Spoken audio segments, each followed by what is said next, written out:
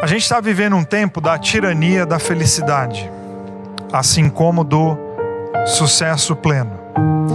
A gente tem que ser feliz o tempo todo e a gente tem que mostrar essa felicidade, obviamente, o tempo todo, inclusive nas redes sociais. A gente precisa manter uma aparência diante das pessoas e cria-se assim não uma sociedade feliz, mas uma rede de falsidades, de pessoas que são incapazes de lidar com as suas próprias frustrações. Elas caem num processo de negar seus erros, suas tristezas e colocam sorrisos plásticos no rosto e vão por aí viver. É uma obrigação inconsciente. Ninguém diz para você, olha, você agora é obrigado a ser feliz. Não, é do inconsciente coletivo. Todo mundo tem esse clima da gente mostrar sucesso e da gente mostrar a nossa felicidade o tempo todo.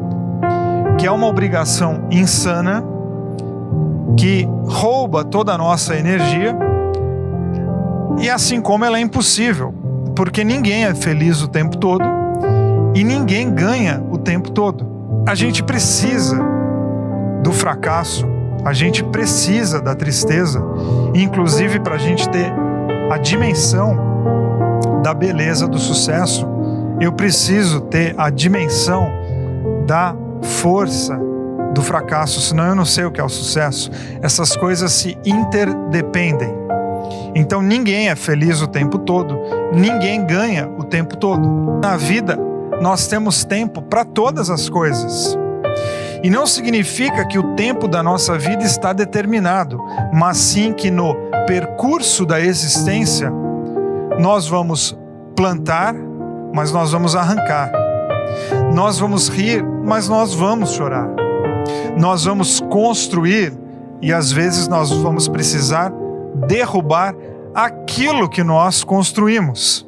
Nós nascemos e nós morreremos, porque a vida precisa dessas aparentes contradições, porque a nossa vida é também construída nos paradoxos. E para conseguir viver, a gente precisa fazer as pazes com essas contradições, por mais que algumas dessas dimensões sejam extremamente complicadas. O sucesso existe, claro, ele é bom, claro que ele é bom, mas o fracasso também existe. E ele é bom? Não, mas ele é inevitável. Então a gente precisa ter uma relação diferente com as nossas frustrações, com as nossas dores. Você já parou para pensar quantas lutas você já enfrentou na tua vida toda? Que é uma pergunta absurda, porque não daria nem para você pensar, trazer à tona e colocar num papel. Você não vai conseguir fazer essa conta. Mas só das grandes lutas, quantas você já enfrentou na tua vida? Quantas dores pesadas você já teve? E isso não faz de você uma pessoa culpada, isso faz de você um ser humano vivo.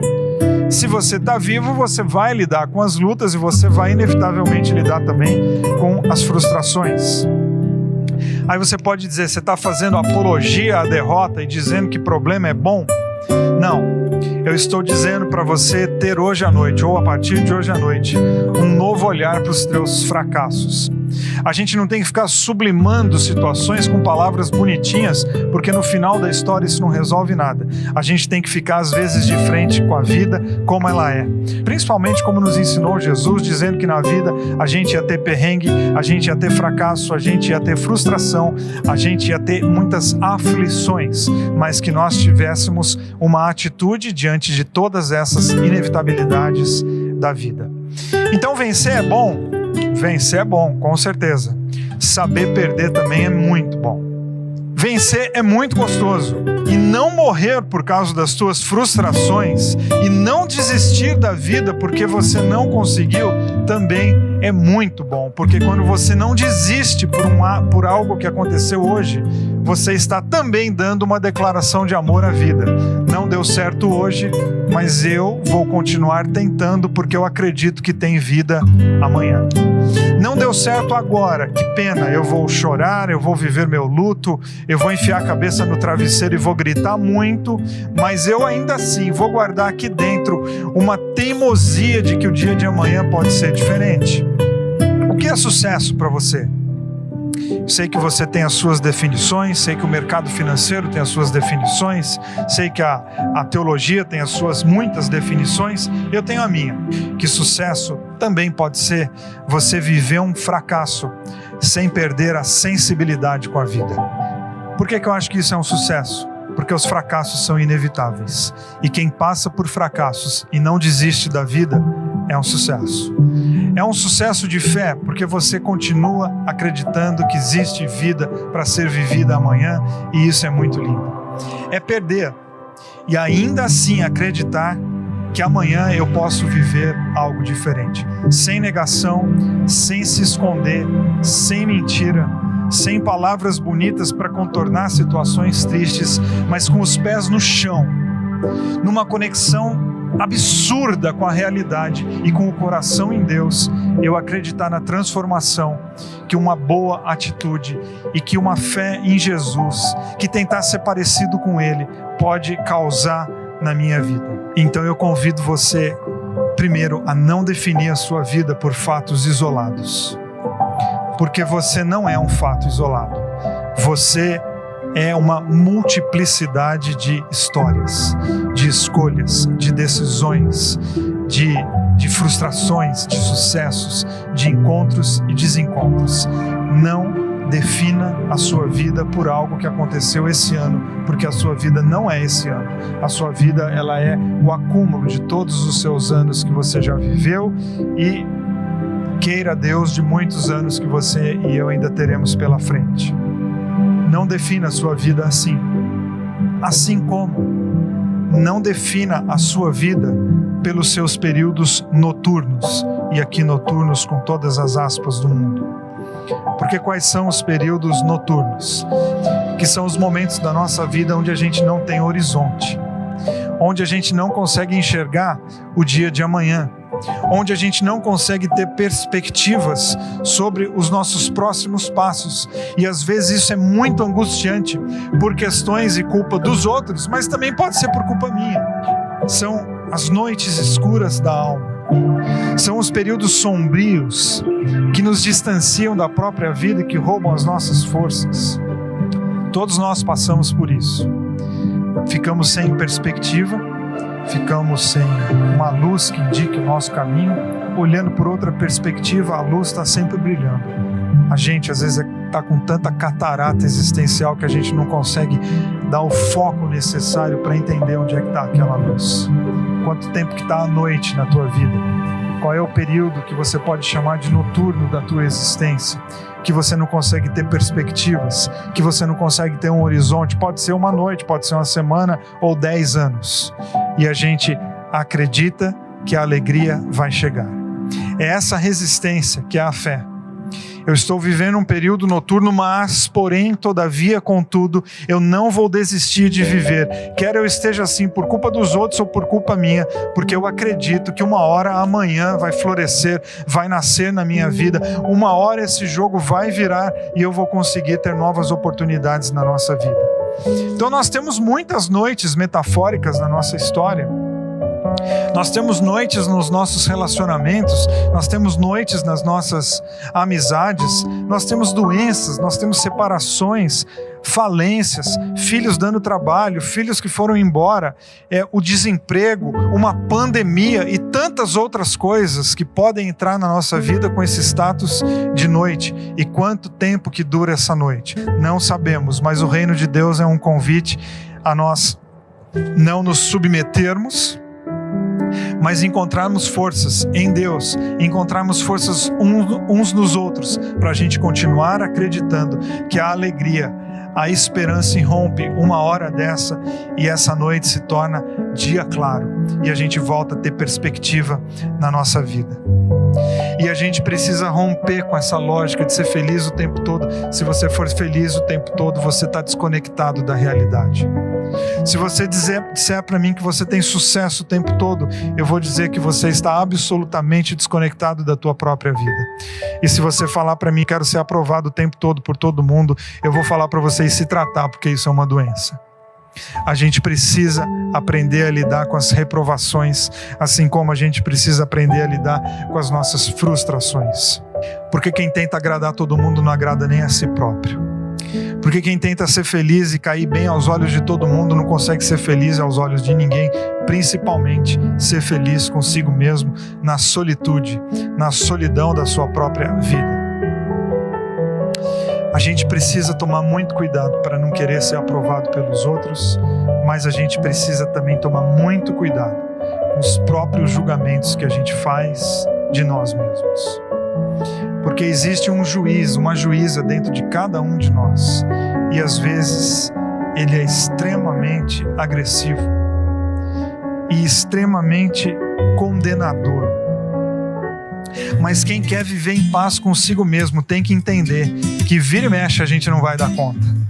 Vira e mexe a gente tem que entender que o mar não está para peixe mesmo, e a gente precisa aprender a aceitar e dizer: eu perdi, eu fracassei, eu não consigo, eu não dei conta. E é tão libertador quando cai a ilusão, quando cai esse papelão da aprovação contínua e a gente consegue expor de alguma maneira quem nós de fato somos ou o que de fato nós estamos sentindo. A gente jamais vai ter controle sobre todas as questões da nossa vida, e exatamente por isso é que a gente jamais vai conseguir dar conta e fazer tudo do jeito que a gente acha que é o correto. Na nossa vida tem que ter espaço para o erro. No nosso coração tem que ter a margem da frustração, porque ninguém cresce sem ser frustrado, porque ninguém cresce sem cair da bicicleta, porque ninguém consegue, inclusive, ajudar os outros sem antes ter sido ajudado e sem antes ter sido tratado, sem antes ter ficado com os olhos no espelho diante dos próprios erros e das próprias limitações. Como que você lida com as suas frustrações? Pegue mais leve com você, faça as pazes com a sua humanidade. Você não tem que ser a Mulher Maravilha, eu não tenho que ser o super-homem.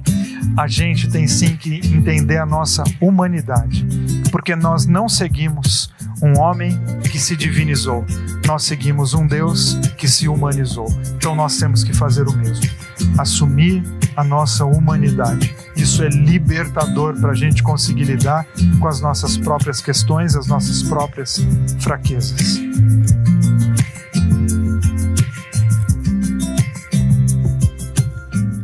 Sabe de uma coisa? Bons hábitos deixam a sua mente mais livre. Mas hábitos se adquirem. E o cérebro e a mente trabalham juntos. Então, os hábitos que você tem na vida podem fazer de você uma pessoa livre ou uma pessoa cativa.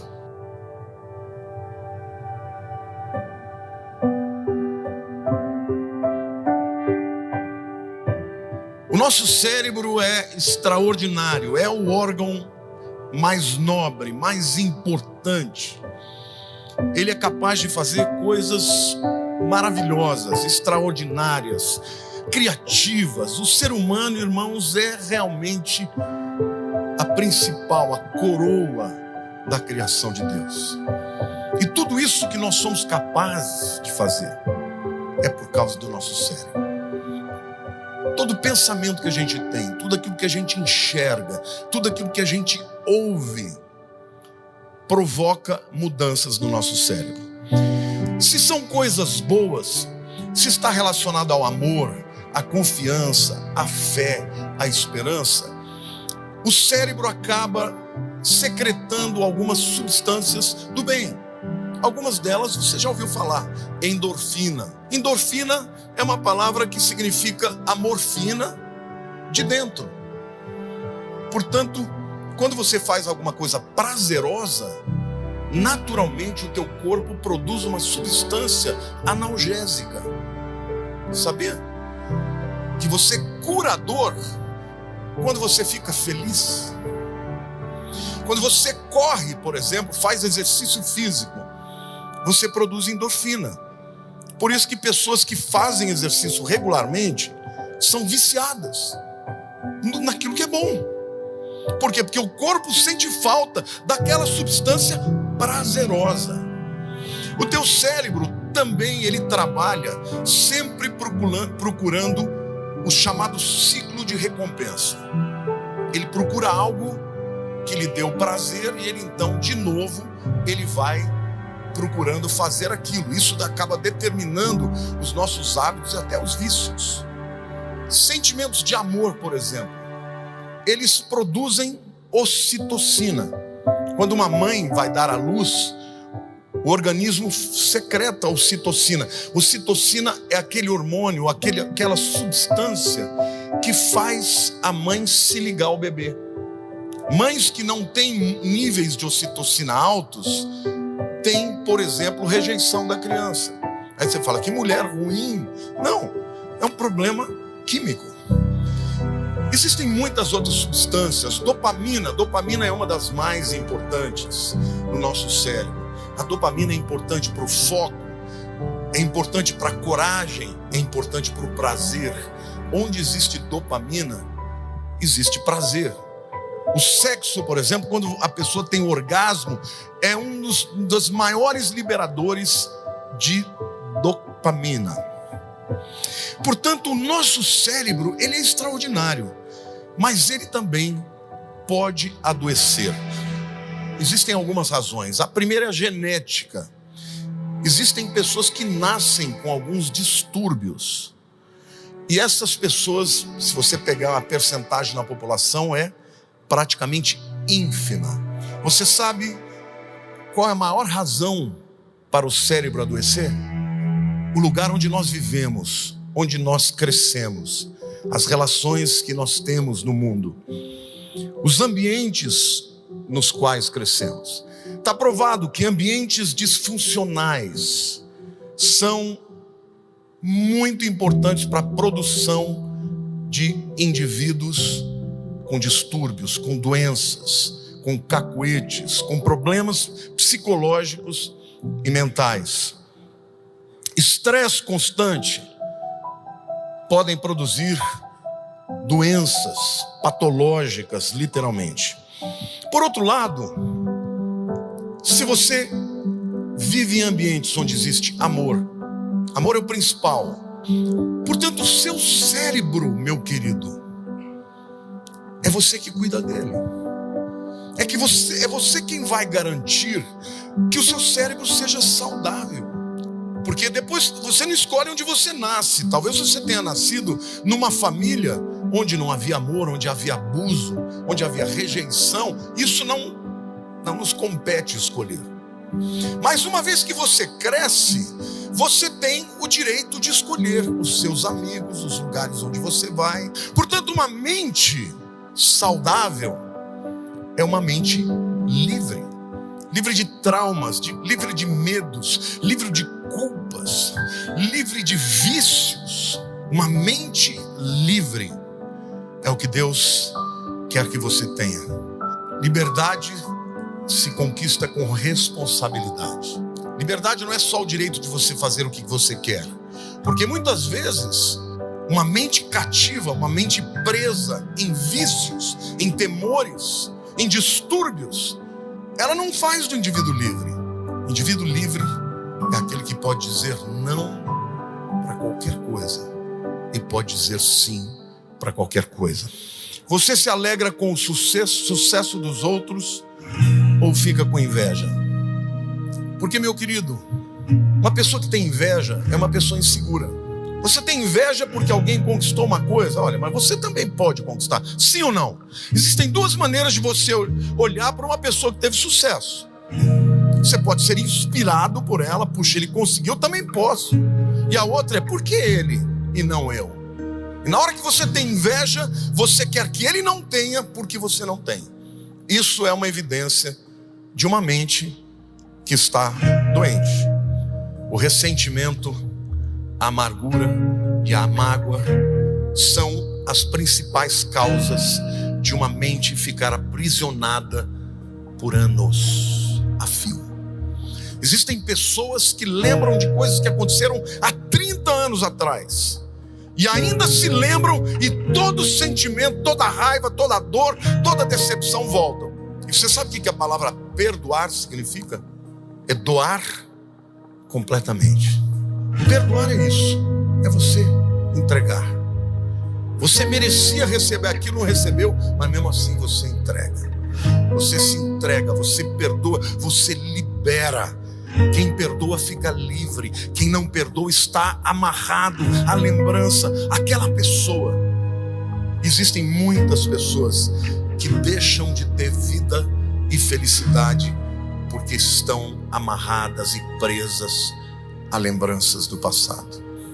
Quando alguém é promovido no teu lugar, você fala, ele merecia mais do que eu? Ou você fala, isso aí foi porque ele puxa o saco do chefe? Isso tudo mostra que existem áreas no teu coração, na tua mente, que precisam ser tratados. Você tem ira ou paz no coração? Porque gente irada é gente doente. E a paz que excede entendimento guardará o vosso coração e as vossas mentes em Cristo Jesus. Querido, quem está em paz está numa boa. A paz interior é uma das coisas mais importantes. Uma vida que está em paz está com a mente sarada, né? Você é crítico ou encorajador? Uma pessoa que fica sempre criticando, o que está no coração dela? Amargura. Querido, quando uma criança nasce, ela nasce, o cérebro dela é uma tábula rasa. Ela vai aprender tudo na vida ao longo dos seus anos que tiverem por aqueles que ministrarem a vida dela. Então, se ela cresce num lar onde ela é encorajada, onde ela é amada, onde ela é aceita, onde ela é disciplinada e ensinada, essa criança, ela vai crescer olhando para a vida de maneira positiva. Ela olha para os problemas e fala, não, eu tenho um problema, mas eu vou enfrentar e eu vou vencer. Por quê? Porque ela foi treinada, encorajada para crer que tudo pode dar certo. Foi assim na história dela.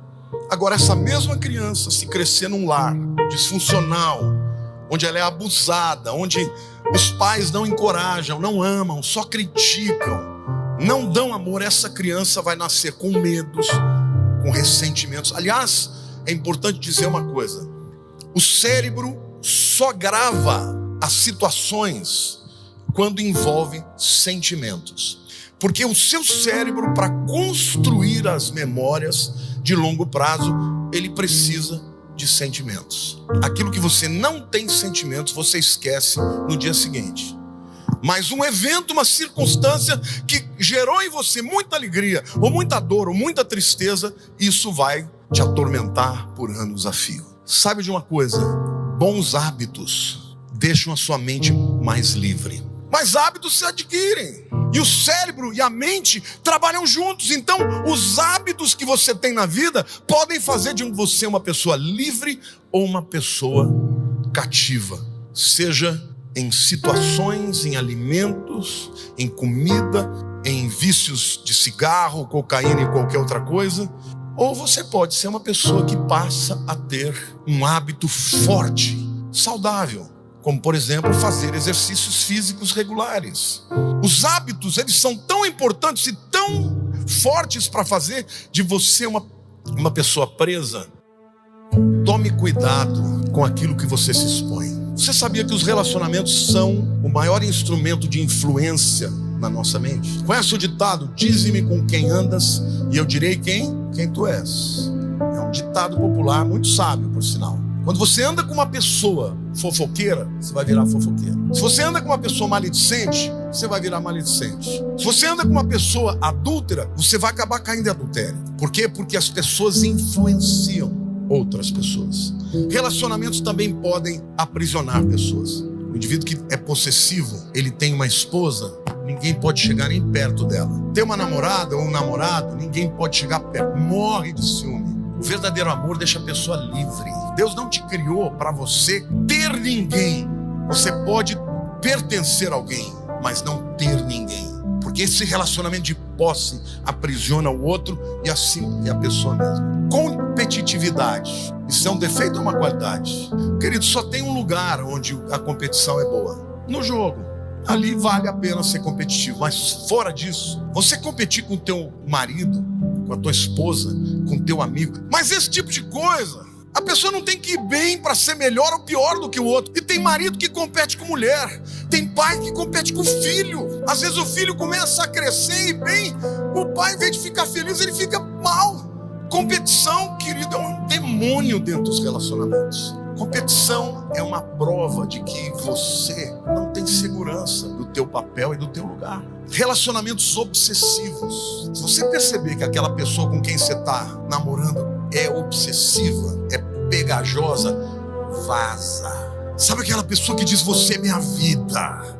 A obsessão, seja com amigos, com filhos, com amores, gera um ciúme, uma insegurança que acaba por destruir o relacionamento. Tudo isso na mente. Pessoas que se unem com outras com viés de prejudicar terceiras. Conhece gente que fala: eu quero destruir aquela pessoa, então vou chegar perto daquela pessoa que ela gosta para destruir os relacionamentos. Gente, olha o que a mente humana é capaz de fazer.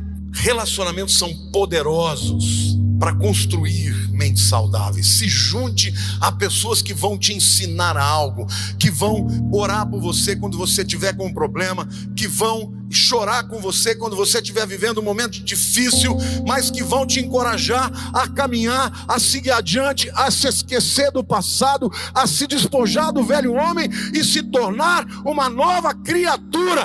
Relacionamentos saudáveis são baseados no respeito, na confiança, na verdade. A palavra menos importante no relacionamento, sabe qual é? Eu. A mais importante no relacionamento é nós. Gratidão é a coisa mais importante no relacionamento. Gente ingrata é infeliz. Gente agradecida é feliz. Tudo é perdoável. Você vê um relacionamento de amigos de longo prazo, você pode ter certeza, essas pessoas sabem perdoar, porque ninguém é perfeito. Você vê um casamento de longo prazo, você pode ter certeza, essas pessoas aprenderam a perdoar. Querido, se você quer viver com pessoas num relacionamento duradouro, tem que ser capaz de perdoar. Um relacionamento precisa considerar o que o outro sente e o que o outro pensa. Reconheça, valorize o outro, não só critique. Ambição. Uma pessoa sem ambições não progride. Você tem que ter ambições, mas essas ambições têm que ser boas, porque elas de alguma maneira vão te levar a crescer, e no seu crescimento outras pessoas podem ser abençoadas. Tenha boas ambições. E qual é o segredo de você saber se a tua ambição é boa? Isso vai trazer glória para Deus? Sim ou não? Isso vai trazer benefício para o teu semelhante? Sim ou não? Agora, existem algumas áreas que são totalmente prejudiciais, que geram cadeias. Por exemplo, preconceito. E a gente sabe que existem preconceitos nesse mundo de todo tipo, né? Todo tipo de preconceito te aprisiona, porque faz você acreditar numa mentira, de que alguém é melhor por causa de cor, ou por causa de posição social. Tem gente que tem preconceito com religião. Preconceito é uma coisa que destrói, que separa as pessoas. Preconceito de gênero, homens que têm preconceito contra mulheres, os machistas. Não pode ter preconceito contra gay, contra travesti, não pode ter preconceito contra ninguém, porque Deus nos chamou para amar a todos. Medos também são instrumentos de prisão e são sempre negativos. Tem gente que tem medo de ficar pobre, e isso impede a generosidade. Medo do futuro. Pessoa que tem medo do futuro deixa de viver o presente. Medo de ficar sozinho. Tem gente que tem medo de ficar sozinho, e por ter medo de ficar sozinho, se une a cada tranqueira. O mundo fala: não se junta com essa pessoa que ela não vale nada. Ai não, mas foi que apareceu. Não, meu irmão, não apareceu coisa melhor. Sai fora. Você não precisa de casar para você ser feliz. Eu queria dizer para vocês que também existem fraquezas que aprisionam. Tentações, medo de falar em público, medo do novo, feridas. Essa é uma das áreas que mais aprisionam as pessoas. Experiência de fracasso emocional, fracasso na vida, você perdeu teve uma bancarrota, aí você fica achando que tudo que você fizer vai dar errado de novo. Mágoas que aprisionam pessoas, impedem a pessoa de seguir adiante. Situações de estresse, de trauma, impedem que pessoas se relacionem livremente.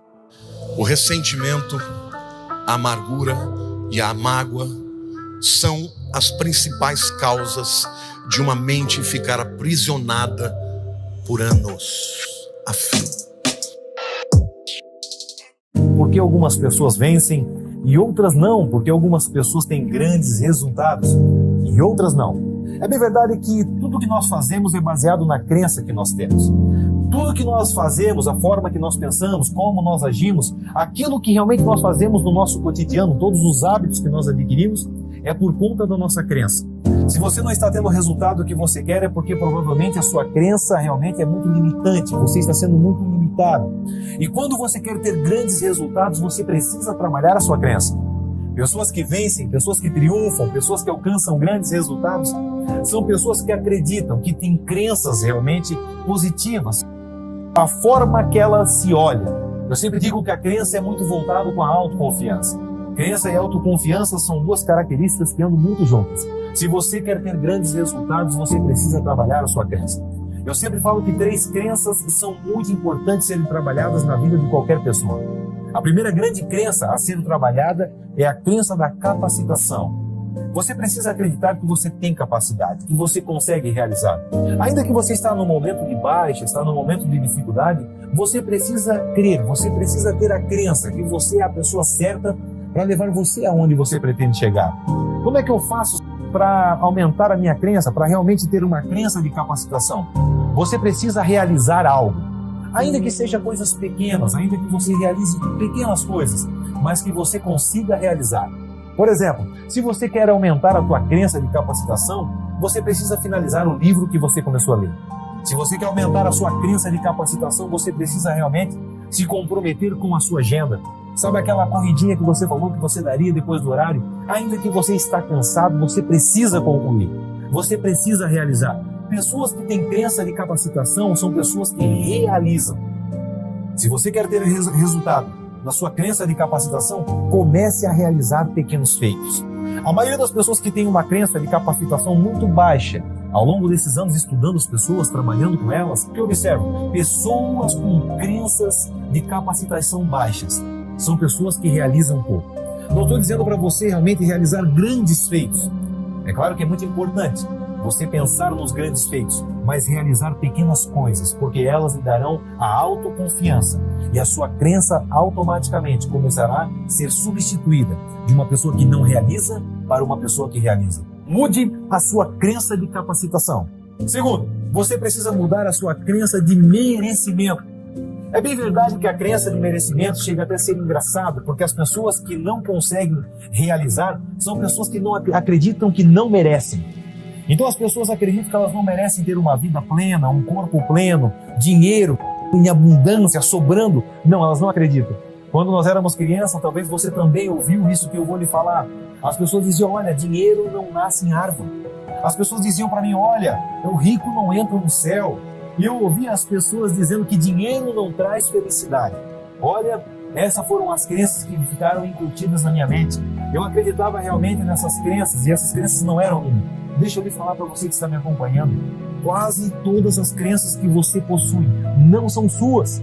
São de alguém que lhe passou. Alguém falou isso para alguém e acabou nos passando. Nós aprendemos pelo modelo da imitação. Você deve ter copiado alguém. Provavelmente você deve ter alguns defeitos dos seus pais, por exemplo. Por mais que você não gostava, você deve ter alguns defeitos deles. Por quê? Porque nós aprendemos por imitação. A crença do merecimento, você precisa realmente acreditar que você merece. Você precisa colocar no quadro, fazer o teu quadro dos sonhos. Uma coisa que realmente mudou muito para mim, eu comecei a colocar a quantia de dinheiro que eu pretendia ter. Eu coloquei o carro que eu pretendia dirigir, eu coloquei tudo no quadro do sonho, comecei a trabalhar olhando todos os dias para aquilo. Eu falo sempre para as pessoas, tenha um quadro dos sonhos. Deixe lá o quadro, o carro que você pretende ter, a casa que você pretende possuir um dia, o carro que você quer dirigir, a quantidade de dinheiro que você quer ter. Você precisa deixar isso muito à vista. Ainda que você não tenha hoje condição, não capacidade, mas a condição de ter isso. Você precisa acreditar que você merece o melhor. Quando você realmente acredita que você merece o melhor, você traça objetivos, automaticamente as coisas começam a acontecer na sua vida. Como eu posso lhe falar isso? Porque isso aconteceu na minha. Porque eu comecei a traçar pequenas metas, comecei a concluir pequenas metas, a minha crença de capacitação aumentou. Depois eu comecei a acreditar que eu merecia ter o melhor, que eu merecia ter uma família plena, que eu merecia ter filhos maravilhosos, uma esposa maravilhosa, que eu merecia ter uma condição financeira melhor. Então, quando eu comecei a acreditar que eu merecia, mudei a minha crença, mudei que eu tinha nascido para ser um perdedor, mudei que eu nasci, a minha mente, a forma, o meu mindset, que eu havia nascido para perder. Quando eu mudei essa crença de merecimento, as coisas automaticamente aconteceram na minha vida. Mude a sua crença de merecimento e com certeza todos os resultados da sua vida estarão mudando. Terceira crença e não menos importante, você deve mudar a sua crença de identidade. As pessoas que vencem são pessoas que têm uma crença de identidade muito forte. Elas sabem quem elas são. Elas não se deixam levar por um momento de baixa, quando elas não têm dinheiro, quando elas estão numa situação precária. Observe as grandes empresas, grandes empresários que saíram do zero e chegaram ao topo. Ainda que eles não tinham dinheiro, eles acreditavam na pessoa que eles eram, eles tinham uma identidade muito forte. Talvez você está passando, talvez seja o seu pior momento, mas deixa eu lhe falar, não deixe se levar pelos momentos de baixa. Porque lembre-se que as pessoas que construíram grandes impérios, quase todas elas, saíram do zero e construíram grandes impérios. Você tem que ter uma crença de identidade. Você é aquilo que você acredita, não que as pessoas acham. Você precisa acreditar que você tem a identidade em quem você realmente é, porque com certeza isso fará toda a diferença na sua vida. A partir do momento que você mudar a sua crença de identidade, todos os resultados da sua vida mudarão. Mude a sua crença de identidade, que com certeza você conquistará uma vida plena. Você nunca conhecerá alguém que tem sucesso se não passar por essas três crenças, não forem trabalhadas na vida das pessoas que vencem. Mude as suas crenças e com certeza todo o seu resultado será transformado. Você acredita que prosperidade é uma questão de merecimento ou de capacidade? Eu quero começar com essa pergunta para entender como é que você vê prosperidade. Grande parte das pessoas justifica por que não tem prosperidade, entendendo que não tem capacidade, que não tem recursos, porque não teve uma boa educação, porque não fala inglês, porque não teve oportunidades e um monte de justificativas para entender que ele não é próspero. Então eu quero te afirmar mesmo por muitas pesquisas, por muita gente que eu estudei, por muita gente que eu trabalhei. Prosperidade é uma questão de merecimento. Aí você pode se perguntar, mas será que eu não mereço ser próspero? Você merece, mas o teu inconsciente diz que você não merece. O teu inconsciente diz que você precisa viver a vida pelo qual alguém disse para você viver. Talvez dentro da sua mente existe a síndrome da Gabriela, lembra? Eu nasci assim, eu morri assim. É duro, mas muitas vezes as pessoas querem trabalhar nesse padrão. Ou seja, não tem jeito. Fui mal educado, vivo numa comunidade pobre, eu vivo sem recursos, não tenho educação, e provavelmente esse vai ser o meu resultado de vida. Serei sempre pobre. O que eu quero agora é destravar isso na sua mente. Eu quero que a sua mente pobre olhe bem para mim. Entenda qual é a tua opinião sobre riqueza. Por que eu falo de opinião? Porque opinião forte gera uma convicção, que gera uma crença. Provavelmente você tem uma crença de falta de merecimento. Provavelmente você tem culpas do passado que alimentam a crença negativa de pobreza. Culpas do passado que alimentam como você deve perseguir suas metas, seus objetivos de vida. Culpas que estão no seu DNA, que estão na sua experiência de vida, meu amigo. Experiência de vida de papai, de mamãe, confundindo o que é trabalho com riqueza. Eu conheço muitas pessoas extremamente capazes, intelectuais, gênios, mas são pobres. Então não é isso que vai direcionar você para a prosperidade. Não é a capacidade. É lógico que se você tiver uma crença poderosa, isso também aumenta a tua capacidade. Mas é inverso, você tem que ter uma opinião, uma convicção, uma crença de que você tem o direito de ser próspero. Isso vai alimentar a tua capacidade. Então quanto maior o seu direito de ser próspero, maior a tua capacidade de gerar riqueza. Riqueza. Então, quanto mais você puder alimentar sua mente sobre riqueza, quanto mais você puder frequentar ambientes de riqueza, maior a tua opinião que você tem sobre você. E diga para você, eu mereço. É claro que não é tão simples assim afirmar que você merece, que automaticamente a gente quebra uma crença de pobreza. A ideia é que você consiga perceber aonde estão seus pontos que engatilham você a entrar nessa direção, nesse drive mental da pobreza. Isso se faz com uma auto-reflexão. Quanto mais você puder refletir, como que surgem essas opiniões, como é que surge essa convicção sobre pobreza, você vai conseguir sozinho detectar, diagnosticar e solucionar. Então, para isso, qual é a minha sugestão? Ok? Frequente mais ambientes e vá dizendo para você que você tem direito. Você tem o direito. Porque quando você começar a entender que você tem direito, automaticamente você vai perceber que você merece. Instabilidade é diferente de incerteza. Instabilidade. No cenário de instabilidade, você não está estável. O que significa isso para a mente? Quando você está instável, você está numa zona de desconforto. É exigido algo em você, uma competência que talvez você não tenha, um conhecimento que talvez você não tenha, uma habilidade, uma atitude que talvez você nunca tenha feito na tua vida. Isso chama-se instabilidade. A mente pobre não gosta da instabilidade, então ela volta para a área de instabilidade que chama-se zona de conforto. Numa zona de conforto, meu amigo ou amiga, você não aprende nada. É na zona de desconforto que você tem insights. É na zona de desconforto que você começa a perceber o quanto você tem que aprender, o quanto você tem que dirigir a sua vida, o quanto você tem que tomar decisões. Essa é a diferença. Na incerteza. Incerteza tem algo a ver com o foco no futuro. A mente pobre não gosta de incerteza. A mente pobre gostaria de ter uma programação certa para o futuro. Planejo hoje e amanhã eu executo o que eu estou fazendo hoje. Então isso é um cenário de estabilidade. É um cenário onde as pessoas entendem que vão ter certeza total. Nunca será assim. O mundo está tão doido, o mundo está tão incerto, que nada do que a gente faz hoje pode garantir que nós tenhamos sucesso no futuro. Então isso é um estresse para todo mundo. Que grande parte de nós gostaria de ter algo previsível. Acabou a previsibilidade no mundo, não existe mais isso. Então como é que eu posso viver num mundo onde nada é previsível? Trabalhando com outro recurso, um recurso emocional importante que está na inteligência da mente próspera. Quando você está num cenário de incerteza, você está querendo prever o futuro. Quando você quer prever o futuro, provavelmente você vai gastar muito tempo para essa previsão. O que você pode fazer é trabalhar no seu propósito. Quando você tem essa linha de tempo muito bem definida, você sabe o que você tem que fazer, você sabe o que está dentro da tua forma de fazer, você sabe o que você tem poder de fazer ou não fazer.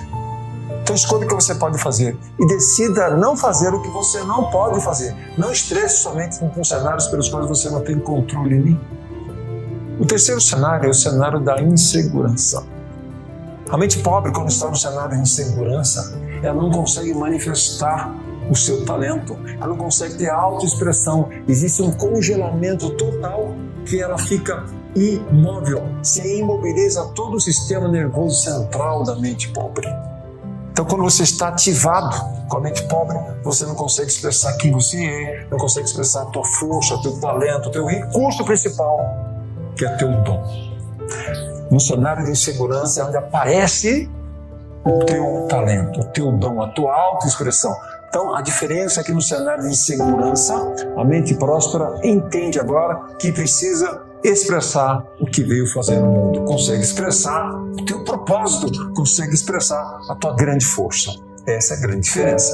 E no cenário de injustiça, a mente pobre congela.